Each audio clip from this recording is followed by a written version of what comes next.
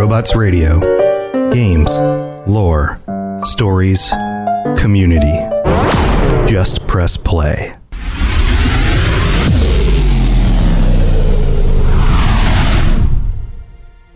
Welcome to the Fallout Lorecast, the podcast that explores the boundaries of our knowledge about the world of Fallout.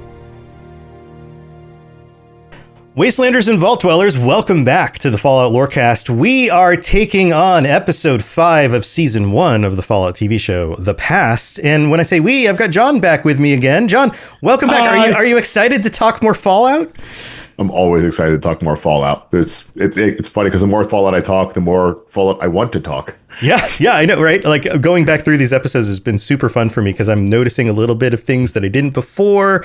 I'm digging back into it. And you and I were discussing in the pre-show that the new trailer dropped for season 2. Yeah. Do we want to just talk about that real fast before we get into episode 5? Because you called out something on a previous episode that you and I did where you said it would be really cool if Marcus shows up. Yeah. And then in the trailer, we get this dark screen and a deep voice talking about needing friends. And you and I just got on this call to start recording, and you were like, "Hey, Tom, Marcus is coming back." Yeah. Oh, that's Marcus. I mean, that is 100% Marcus. I mean, and that is, I'll be honest, they kind of had to do that. Because if you're a Fallout fan, Marcus is in Fallout 2 and Fallout New Vegas. He's critical in both of those games. Right. So it's such a great homage going back. It also allows you to introduce super mutants. I mean, the way I look at the next season is, and you saw this with, I think, a little bit of Lord of the Rings actually jumped a little into the detail a bit earlier, but like Wheel of Time was going this one, a lot of those ones where the first season is designed to set up more of the common folk for, hey, here's a cool show. We'll do some homages to the players just to broaden our audience as much as possible and get them in. And then usually in the second season, that's when you drop all the stuff. It's like, hey, now we're going to go deep into this. We're going to make this amazing game. This amazing show. The show out of a game. Really and really show off the game. So, I mean, think about what did we see in that trailer? We've got Deathclaw. Yes. We've got Marcus. Right. We've got Rad Roaches. Yes. Rad Scorpions. Rad Scorpions and Rad Roaches do show up. The chicken lovers dealing with some of those. Yep. But just like season 1. Mr. House. We've got the Mr. Cowboy. I forgot that name. Cooper as the ghoul. Yep. Well, I'm saying the robot when it puts the robot when it puts on the cowboy hat, like in whatever. I forgot the Securitron name. Yeah. The Securitron. Yeah. So there's a few different Securitrons, right? There's but I don't know which one it is because they can all change their faces. Yeah, but I remember in New Vegas, there was, if you pissed off, you did something to one of the Securitrons, and it would have on, the Howdy Partner one became very, very violent. Right. So there's Yes Man, and then there's a few others, and So that's a big question for me is which, is this just a general Securitron? Is this Yes Man? Is this like, what is going on there with that? I'm not really sure. But there was also a hooded cloaked character backlit. He looks kind of big, and I don't. Deathclaw. You think it's a hooded Deathclaw? You think it's? What was the name of the companion in Fallout 2? That was the Deathclaw. That's what I'm trying to remember. The companion in Fallout 2. That's what my main thought. Yeah. I mean, that would be. I don't know. That also could be Marcus. In all candor, it could be Marcus. Goris was his name. Goris. Yes. Who knows how far they want to go with that? Because the problem is that Deathclaw. Is that the last time we had a friendly Deathclaw? Was it Fallout 2? There are some that have been tamed, but not intelligent and friendly that I recall at all across anything after that. So, So I mean, it would be cool to get Goris. I mean, So here's the other thing is that if you are introducing super mutants with a super mutant who is more rational, friendly, and very different from most of the super mutants, even though there's different types of super mutants, but different from most of them in a very specific kind of way, then why not also introduce the idea that some Deathclaws aren't just, monsters also? Oh, Yeah, my viewpoint is more. It might just be a bit much in 8 episodes. It might, unless it's kind of a hidden character behind the scenes that doesn't really get revealed further until season 3. What if it's somebody else working in the shadows, doing something? I mean, who knows, right? This could go all sorts of different directions. But yeah, lots of fun reveals in the trailer. The character, the Camille Nanjiani character, is that the guy from Fallout 4, you think? So a lot of people are speculating that that's Nate, your character, the male character you can play as in Fallout 4. I don't think it is, because Nate comes across very sincere in his dialogue. I mean, Fallout 4 is the only one where your character has his own dialogue. He comes across very sincere. He can make jokes and things, but he tends to be very vanilla because he's still a conduit for the player. Camille Nanjiani is he's a charismatic, humorous, kind of aloof kind of guy. He plays those kinds of roles. Yeah, the personality doesn't quite match for me. Well, I thought it was Arthur Maxon. Well, I don't know that he doesn't really look like Maxon either, because he's missing a scar on his eye. He has a similar jacket. He has similar hair. He has less facial hair, and he doesn't have a scar across his that's the only his bit that's right missing. cheek. But that's something. The rest of it, it's the same. That was my. But also, it's the personality thing, right? Like Roger Maxon is stoic. He does not crack jokes. He's super serious. And why would you cast that kind of actor for that kind of role? It doesn't line up. I think the best possibility for him is that he is an important character. Maybe he's a pilot. That's why he gets that jacket. Maybe he's a leader of a faction who shows up to just kind of check in and see what's going on, or something like that. But I don't think he's a character we've met before or played as. That's my speculation. I could be wrong. Oh, no, I mean, you're fine. I was thinking, is it the Boomers? No, but I don't think it's the Boomers. It's not the Boomers. Probably not the Boomers. But yeah, lots of questions still for that. But hey, are you ready to dive into episode 5? Yes, let's do what we came here to do. Let's do it. And listeners, if you have thoughts on the trailer, if you have thoughts on any of the stuff that comes up in today's episode, please comment. Let us know your thoughts, because we're open to all sorts of interpretations on these things, and even interpreting things that happened in season 1 and how those things are going to progress, or if they have a specific meaning or a specific reference that doesn't come up in today's episode. We're not going to hit everything, of course. So feel free to chime in and let us know what you think. All right. Episode 5 is called The Past. And the first scene opens up with Maximus and Thaddeus, and they're celebrating getting the head. It's late out. Thaddeus asks to be branded.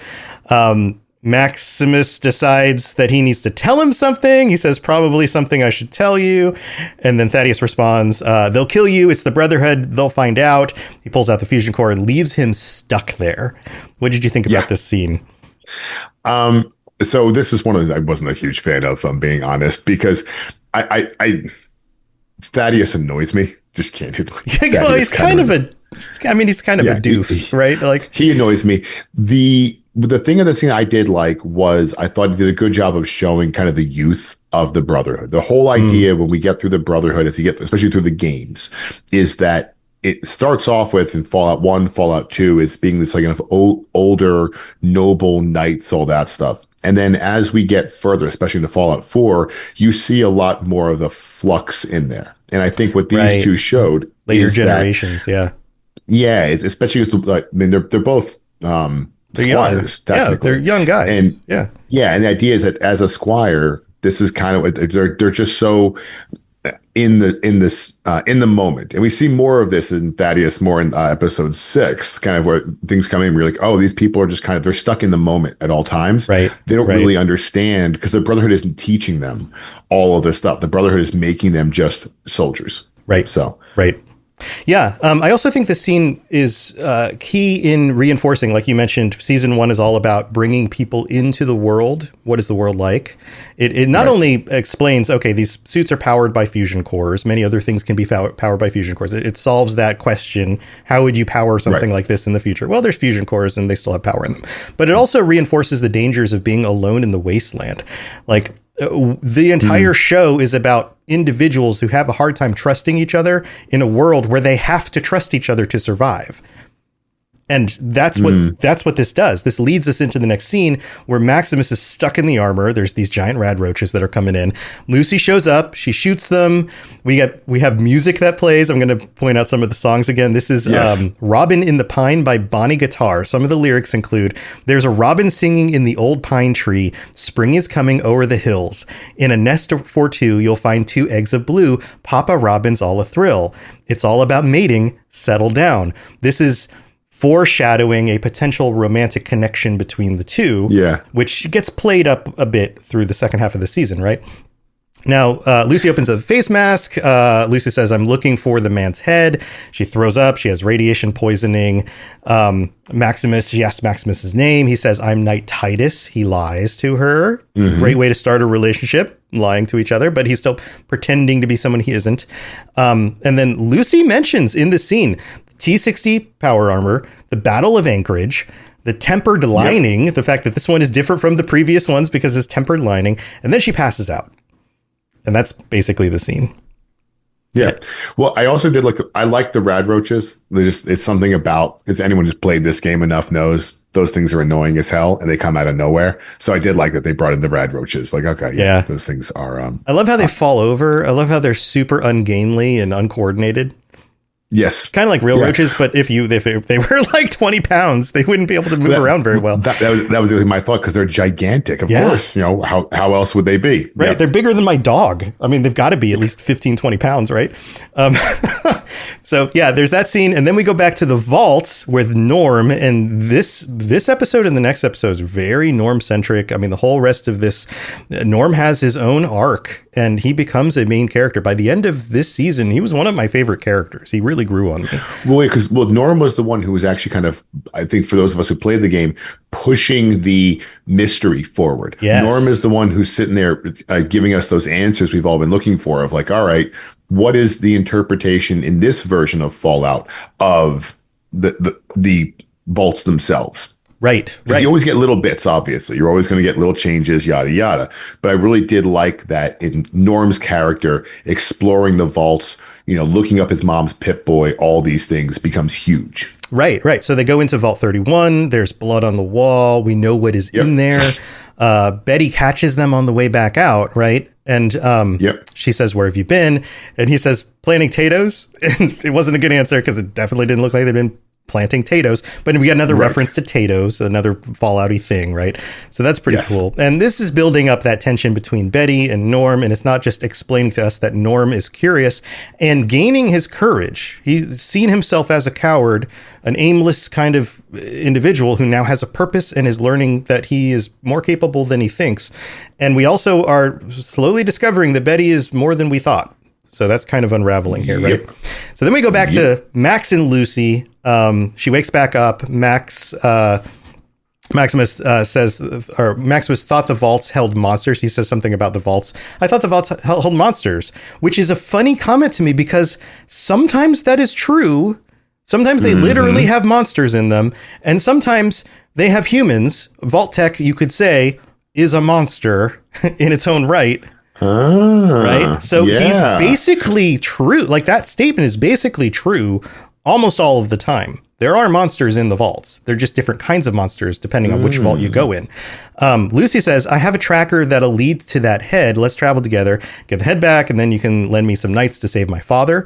Right. And of course he's like, "Yeah, sure," because what else is he going to say? Like, and I love her naive expectation. You can lend me like 4 or 5 knights in armor to come save my father because they have nothing better to do. Sure. Yeah, exactly. Well, I mean, Lucy's still, Lucy is playing the vault really well. And I think back again, my big thing on this show is I'm not necessarily looking for like Fallout 5 out of the show in the sense that, hey, let's push the narrative along. Like, I want to play Fallout. What I like is them taking all these games, giving me homages to them and kind of taking a different swing at it. Right. When I look at Lucy, I'm reminded of Fallout 3, where you're growing up in the vault. Yeah. And you're super naive when you leave 101. Yeah. Well, and then when you go back to 101, and the whole place is kind of falling apart, I really like that element. And I think they're doing a good job of kind of bringing that in here.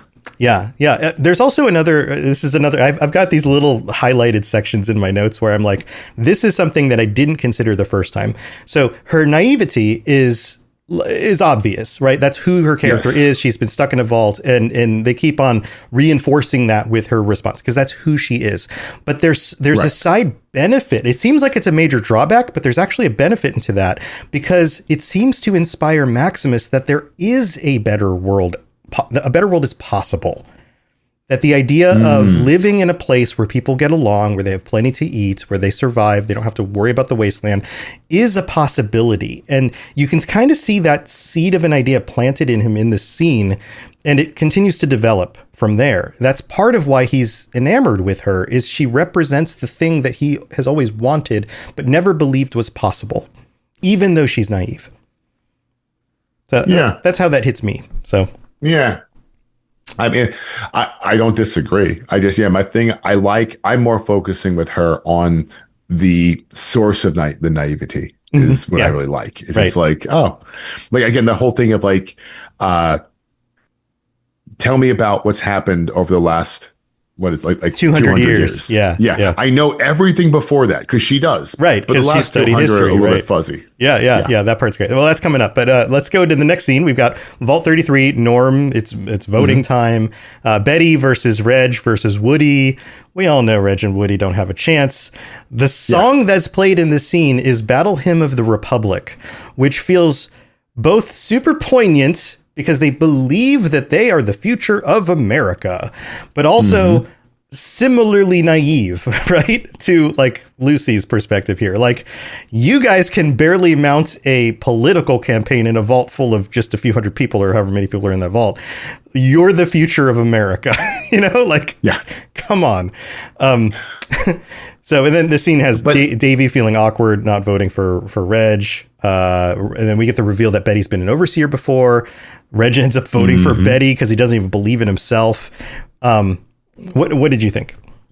Well, all right. So a couple of things I loved about this. First off, I did like the guy who just over-explained himself. Yes. Where he's like, this like, so I'm just not going to vote for you. Like, yeah, man, I know. Yeah, like, this is Davey. You didn't need to spend 45 minutes telling me. Right. I could tell. And I did like his whole thing of, I also am not going to vote for me. Right. It shows how they all understand how not just naive, but not capable they are. They've never had to surmount any difficulties in their life. So they're all kind of just lame. I think that's really what that's pushing, right? And this becomes, so this scene, I'll be honest, didn't make a lot of sense till we get further into the show. Because you kind of sit there saying, hey, is this entire vault idiots? Like, what's going on here? But then as we get further into the show, I mean, look, we've all seen this, we can reveal a little bit, and we discover the origins of Vault 31. Right. It all has to make sense that this is intentional. They've been kept, they've been kept weak. So that they can't mount a response, they can't rise up, they can't, and it's on purpose. And that's my highlighted note for this scene. I have, this shows how much of a subconscious grip the Enclave has over the people of the Vault's perspective. Everything that they've done in this vault has been on purpose to keep them down and to maintain not just their perspective about the way the world works and doing this for the future of America, but also this doubt in their own abilities, because everything, it's like raising kids in a wealthy household and not giving them challenges to overcome. They end up going out into the world and just failing because everything was too easy for them. Their parents just gave them everything they wanted, right? Yeah, no. Totally. 100%. Yep. Yeah. So I thought that, like, even though these little scenes are just feel like little character details, there's always more going on. And I find that so interesting. So we're back to Lucy and Max walking down the railway. Lucy's unaware of what happened in the last 200 years. This is that conversation, right? I love this scene. Yeah. Max thinks the bombs fell when he was a kid, which is also hilarious. He's equally as ignorant, just in different ways. Well, he's not wrong, though. Yes. That's the problem. A bomb dropped when he was a kid, but it wasn't the bombs. So maybe he's answering a different question, or maybe he's conflating the two things together. And then Lucy, well, he's not educated to know. So that's his whole thing of like, no, I saw this happen. He doesn't understand. Right. No, there's a lot more. He was so young in those scenes where we flash back. No wonder he thought that was the end of the world, because that's what it felt like. Exactly. And he wasn't educated. Lucy also has memories of being outside with her mom. And at first we think, oh, that was the simulated sun inside the vaults. But we later find out that no, she was actually outside. And again, it mirrors Maximus. She is as ignorant as he is to the events of when she was a child. And both 100%. Of them are misunderstanding what their childhood was and what was happening around them, which is all so poetic. Two things happening together, different problems, same perspective, or different perspective, same issue. I don't know however you want to say that. Then we get back to Vault 33 with Norm. He's checking the overseer elections. He finds out that all the overseers are originally from Vault 31. This seems suspicious. Betty gets a 98% majority. I have to wonder who didn't vote for her. Yes. who was like picking the other candidate? And then there's this awkward congratulations from Norm, and they kind of like stare each other down in front of the Jell-O cake thing. I love how Jell-O's all over the place. Yeah. It's easy to produce. That's the whole thing. But I also get a huge kick out of it. It's also retro. Like there was a big trend in like the 60s and 50s or something where everyone was like, Jell-O's the new dessert. Everybody should eat Jell-O. Well, yeah, gelatin came out in I think it was the 50s. And it became, that's where the Jell-O molds come from with the pretzels in them and that whole thing. It was an era of food. It's food adjacent almost. Yeah. Yeah. Heavy air quotes. But yeah. All right. So then we get to a more interesting scene, at least adventure wise. Lucy and Max are still walking. They come across two people. They're trying to cross this bridge the railroad goes over. We have this thing where they ask if they're armed. Maximus lies. They hold up their hands. The song that's playing here is Ladyfingers by Herb Alpert's Tijuana Brass. This feels intentional because it feels like a Western, almost Mexican influenced kind of,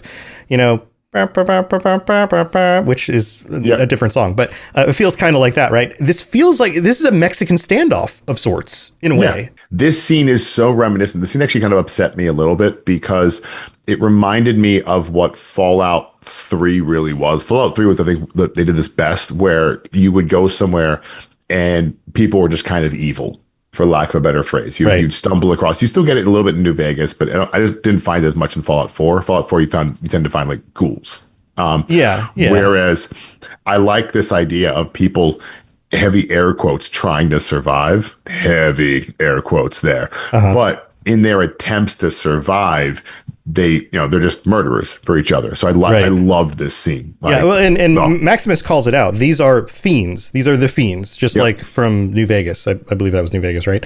They were in the Mojave. That's right.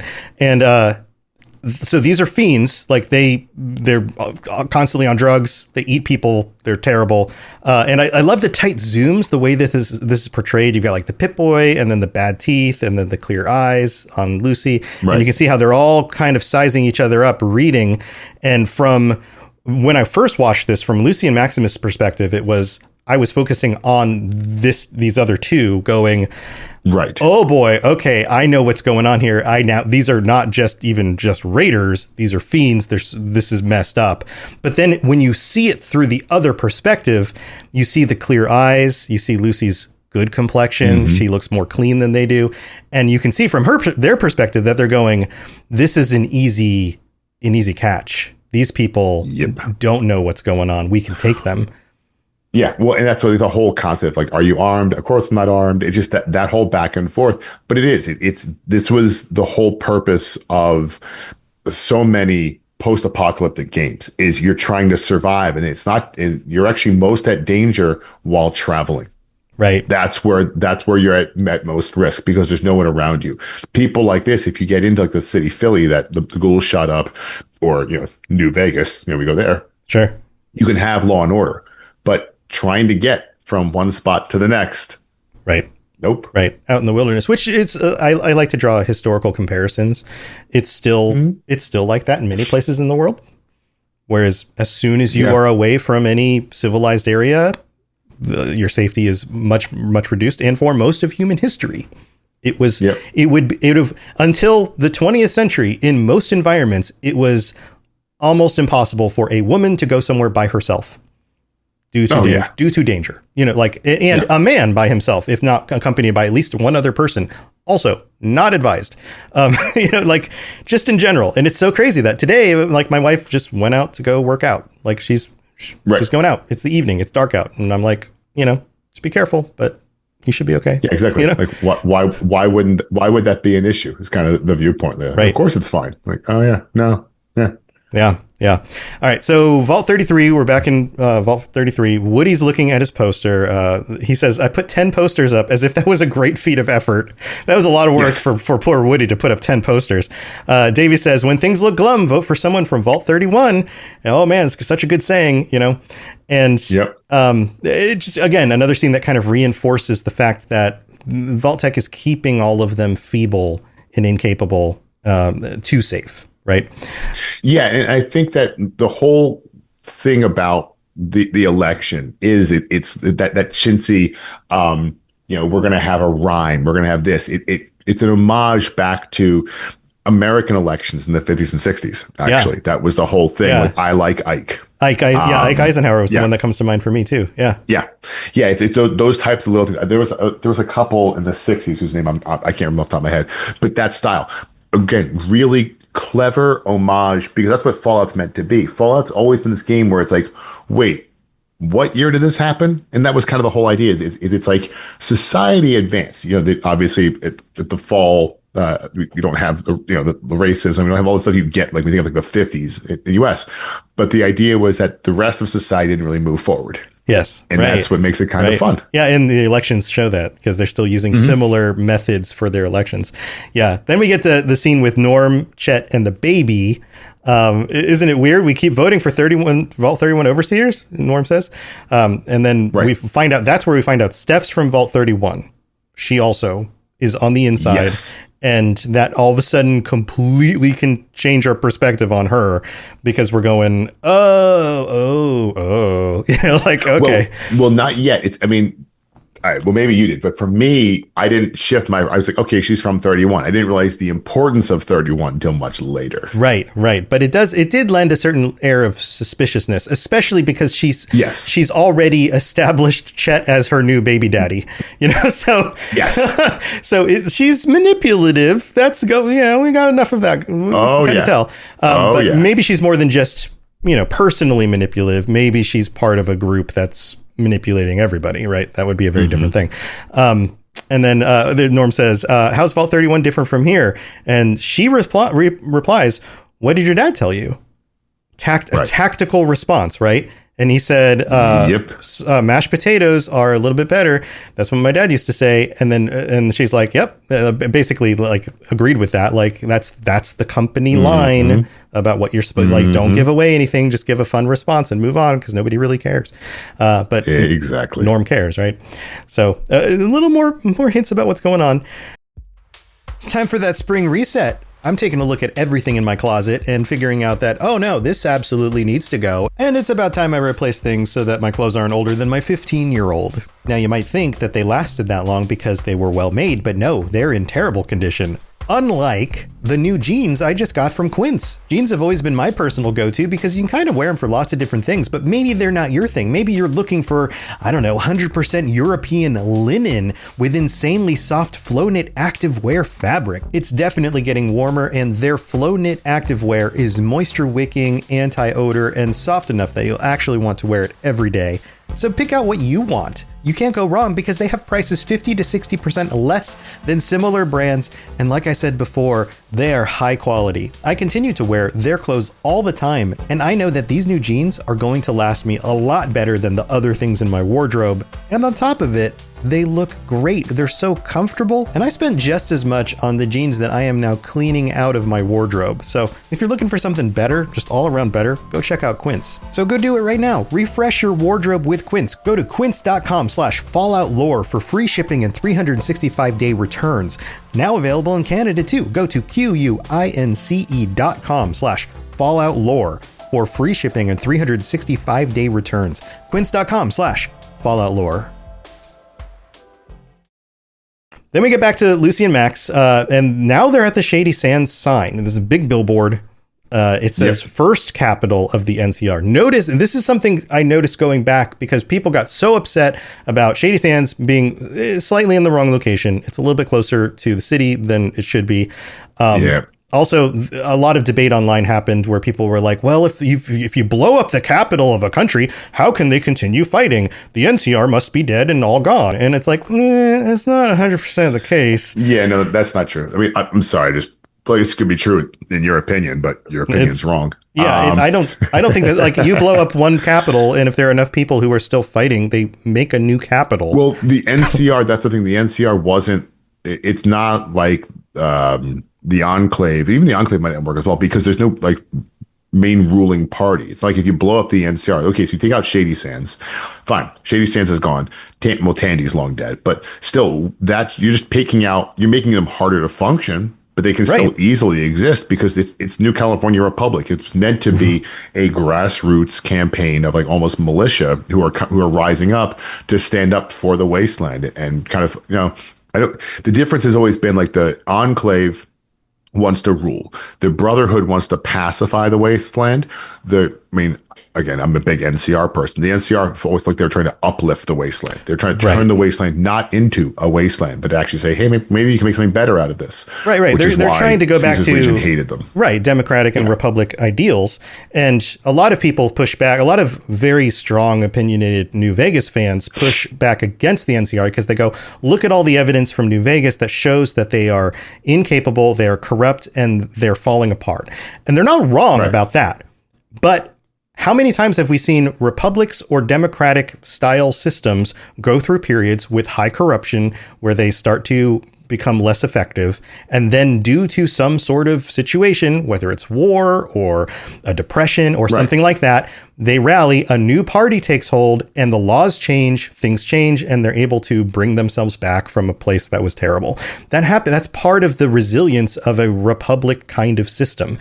Exactly. So just because you lose one capital doesn't mean they're done. There are probably other major settlements at this point, and some of them are going to become leaders naturally because they're going to rise up and do the things that the Shady Sands would have been doing. So that makes sense. And we get a date on this, established 2142. This is interesting to me because this is not a billboard or the sign on the billboard was not created pre-war. This was post-war. This is showing us how capable the NCR was to actually do things like build back things from the old world, a gigantic sign that talks about their location, and now you're approaching it. Later on in the vaults, we see images of drawings of Shady Sands and on the chalkboard, right? And we have pictures of them and even in flashbacks of them revitalizing old world buildings so that they looked clean and nice again.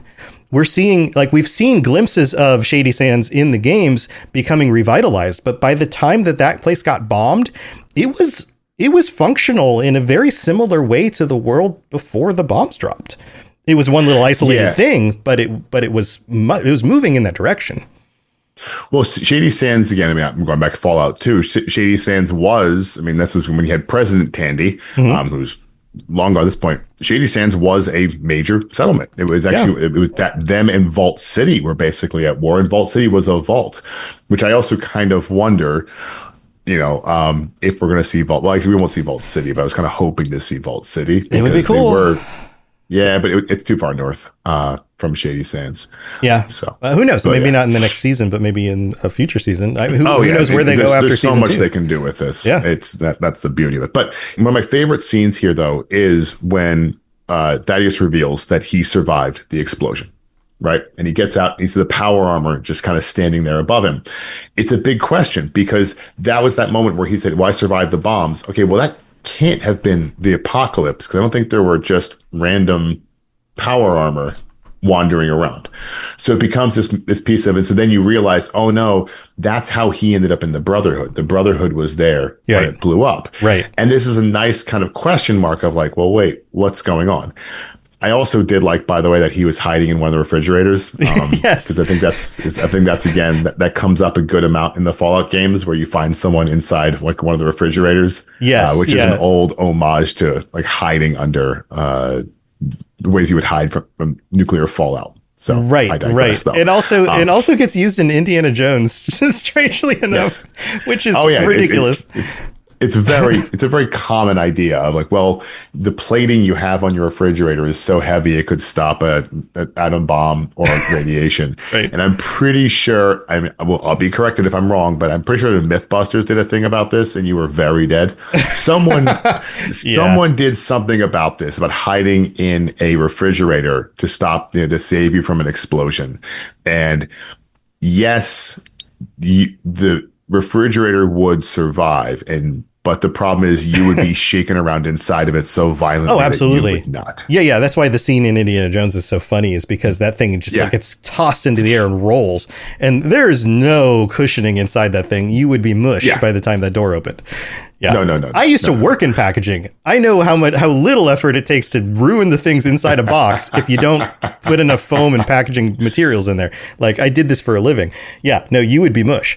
So let's continue on with the scene. Lucy in the scene mentions Reclamation Day, which is brought up in Fallout 76 a lot. Yes. So that's interesting. Yes. This idea that they are under that same ideology, that same concept of like, well, we're supposed to go back out into the wasteland and save everybody. Well, they call it Reclamation Day, I think it's in 76, but it's been around for a while. 'Cause, Fallout 1, the whole idea is that when you get back, they won't let you back in because they're not ready to open the doors yet. Right. It hasn't been this thing. Now in Fallout 3, then we get more of kind of what it turns out I think we may have going on here, where the vault has been opened and then been closed. I think that was also in Fallout New Vegas. Yeah, but even the vault in Fallout 1 was opened and closed a few times, but most of the inhabitants didn't know that.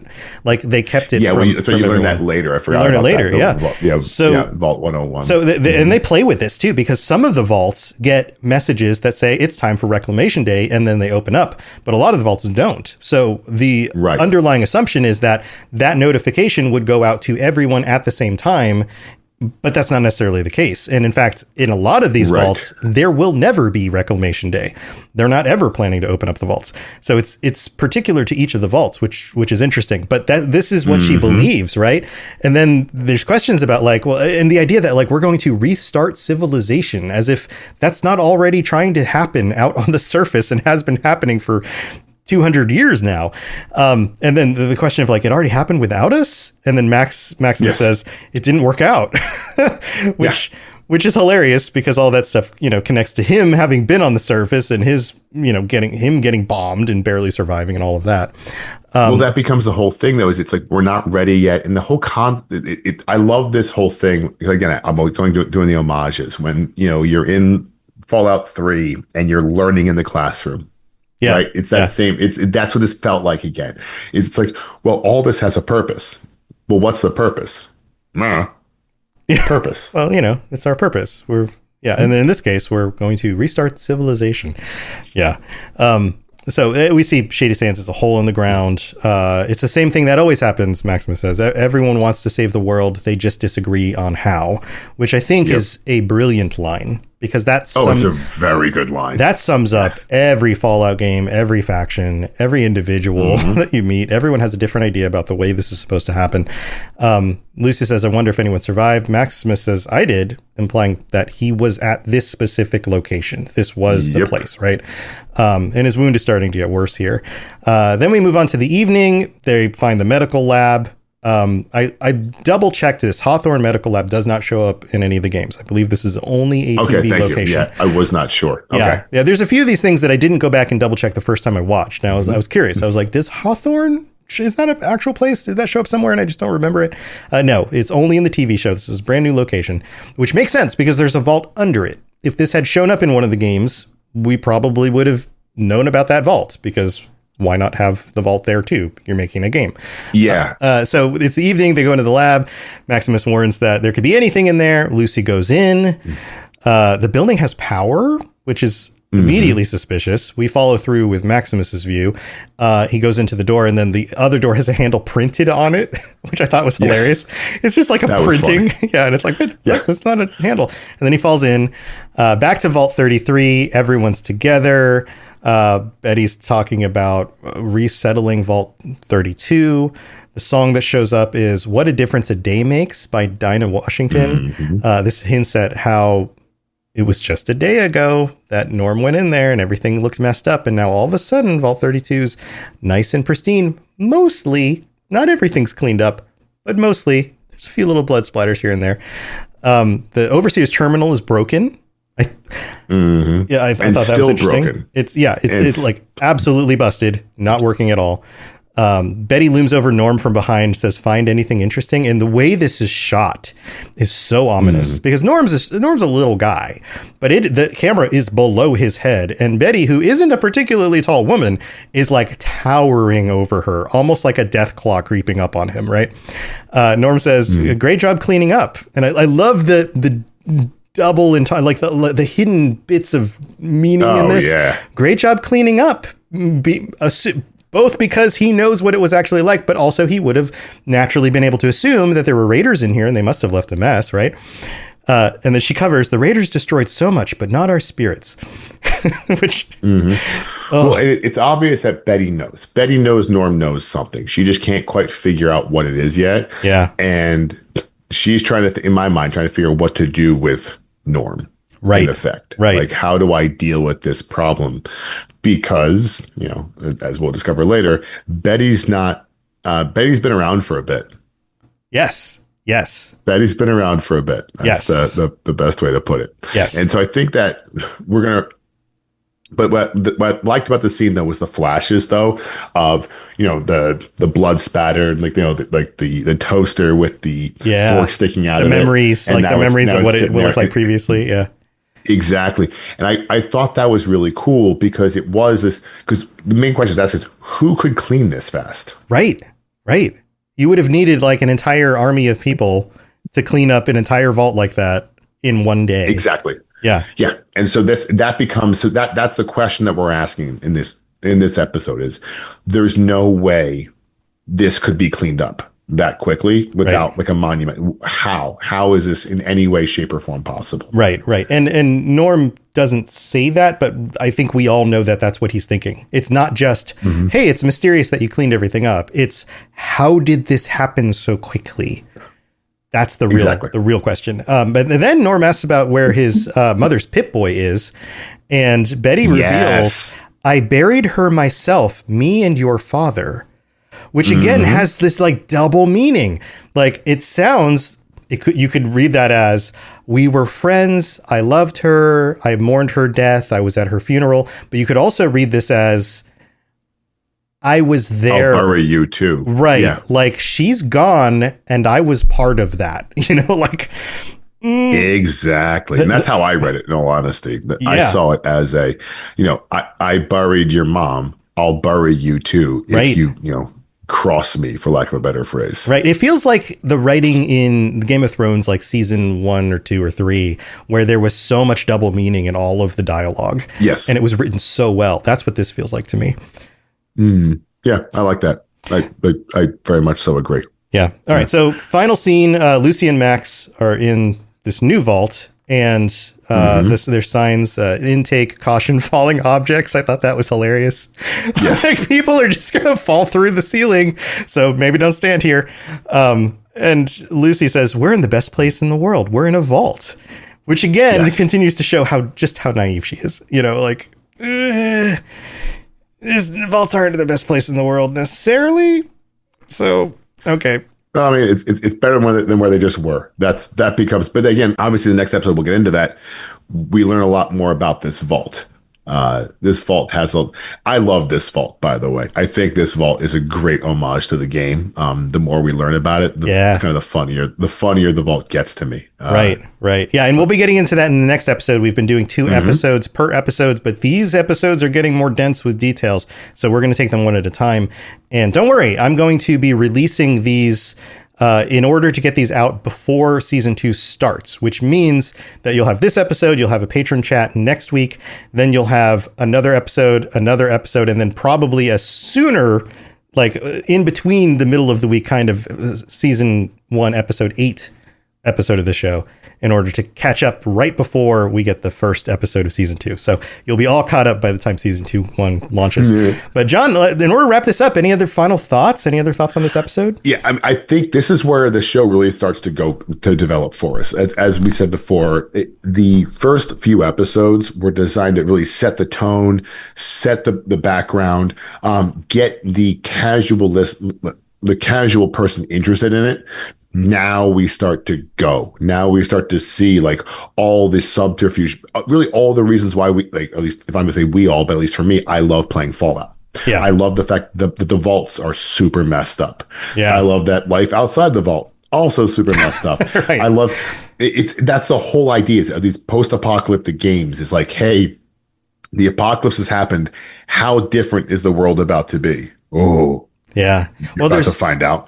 There's mystery. There's the unknown around every corner. It doesn't matter if it's in a vault or in the wasteland. It doesn't matter if it's a new group you meet or new individual. You never quite know what to expect. And that's the only thing that you know to expect, is that you don't ever know what to expect. And there's something just genuinely forever appealing about that, right?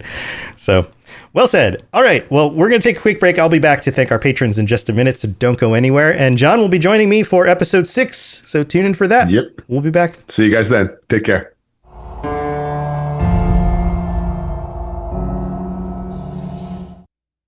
Thanks again to John for joining me for this episode. It's been so much fun hanging out with him, talking Fallout TV show stuff. I'd love to hear your thoughts on this episode and future events in the TV show, so make sure to comment and let me know what you're thinking.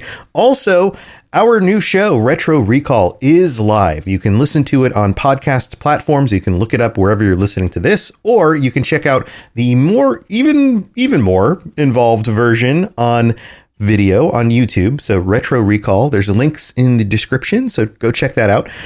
Also have to shout out our newest patrons, patreon.com/Fallout Lorecast, Ying Yang Bear, Axel R, Masked Guru, and Michelle L. Thank you for joining us and for supporting the show. Also, shout outs to our Sentry bots, Germinator and Dusty Ray. Thank you so much as well. And we got a new review, a rating and review, 5 stars on Apple Podcasts. If you do that, we'll read it out on a future episode. This one is from Lee or something, and that's actually the name, Lee or something. It says, "A lore lover's vault of delight." And Lee or something wrote a little poem. We have, "There once was a host named Tom, whose Fallout lore talk was the bomb. Each tale he explores opens new vault door lores, and my geeky heart's perfectly calm. From games I have played to the rest, he dives deep and explains all the best, with humor and brains and wasteland refrains. This Lorecast outshines all the rest." That's so fun. Thank you for putting that together. Also, we've got a patron chat coming up next week, so if you'd like to join us for that, you can sign up on the Patreon. It is one of the higher tiers. You'll see all the different things you get for each tier. And so that means that episode 6 will be the week after that, and then the week after that will be episodes 7 and 8 of the TV show, kind of crammed. I'll drop a bonus episode in that week just to make sure we get through it before season 2 launches, and then we'll get to see the first episode of season 2, and I will definitely be talking about these because they will be rolling out one episode a week, which will give me plenty of time to cover each one on the show. So looking forward to that. Hope you have a wonderful rest of your week, and I will see you next time. Stay safe out there.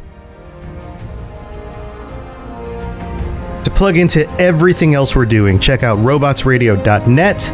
Reach out to me on Twitter at robots_radio.